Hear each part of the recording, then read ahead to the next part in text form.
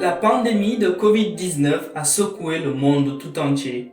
Chaque continent et presque chaque pays de la planète est désormais impacté. Selon des chercheurs de l'université Johns Hopkins de Baltimore, c'est près de 185 pays qui sont touchés. Pour faire face à ce problème sanitaire, bon nombre de gouvernements ont opté pour la solution du confinement. C'est ainsi plus de la moitié de l'humanité qui est obligée de rester chez elle. Cependant, un pays qui était fin février le deuxième plus important foyer de contamination au monde, après la Chine bien sûr, n'a pas du tout opté pour cette stratégie. Vous l'aurez compris, je veux bien nommer la Corée du Sud. Mais il ne faut pas se tromper, les dirigeants ne sont pas restés sans rien faire. Bien au contraire, ils ont pris un ensemble de mesures que nous allons voir dans ce nouveau format de vidéo qui va dans le détail de l'actualité en moins de 5 minutes. Bienvenue, installez-vous et laissez-vous transporter au cœur de l'information. Tout d'abord les gars, essayons de voir dans quel contexte la maladie a trouvé la Corée du Sud. En effet, en 2014, le pays a connu un accident de ferry qui a fait plus de 300 morts et qui a entraîné un traumatisme collectif dans tout le pays. Ensuite, l'année suivante, en 2015, le pays a été confronté à une épidémie de MERS, ou syndrome respiratoire du Moyen-Orient. C'est une autre forme de coronavirus très mortelle, mais peu contagieuse. Cette épidémie a duré 3 mois.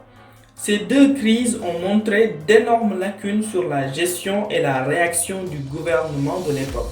C'est pourquoi le nouveau gouvernement en place était particulièrement préparé à faire face à ce genre de catastrophe.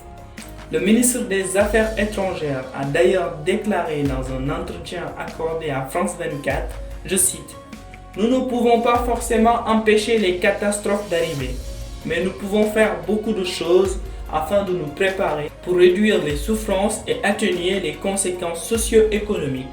Donc dès le début, nous avions un état d'esprit particulier, un sentiment de préparation pour agir rapidement et de manière préventive. » La deuxième raison est la stratégie de traçage et de dépistage massif.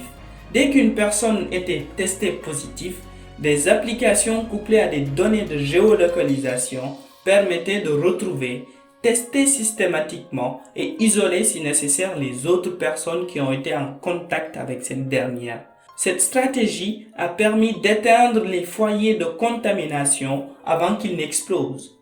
Avec cette mesure, même la ville de Daegu, épicentre de la maladie avec 2,5 millions d'habitants, n'a pas été mise en confinement.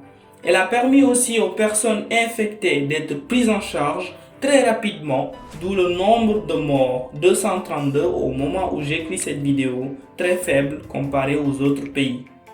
La troisième raison est due au respect scrupuleux des gestes barrières et des mesures de distanciation sociale.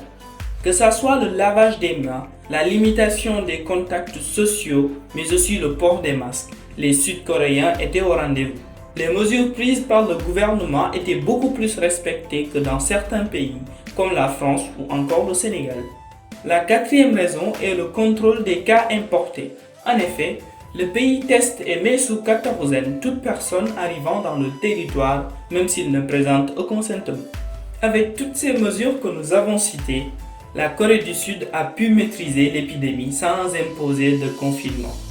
Le pays compte à ce jour, avec ses 52 millions d'habitants, que, entre guillemets, 10 653 cas et près de 8 000 personnes qui sont déjà guéries.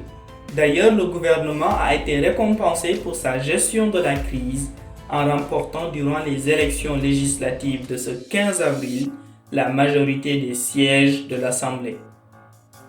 Nous sommes arrivés au terme de ce focus sur la Corée du Sud. J'espère que ce nouveau format de vidéo vous plaît. Merci à tous, prenez soin de vous. Peace.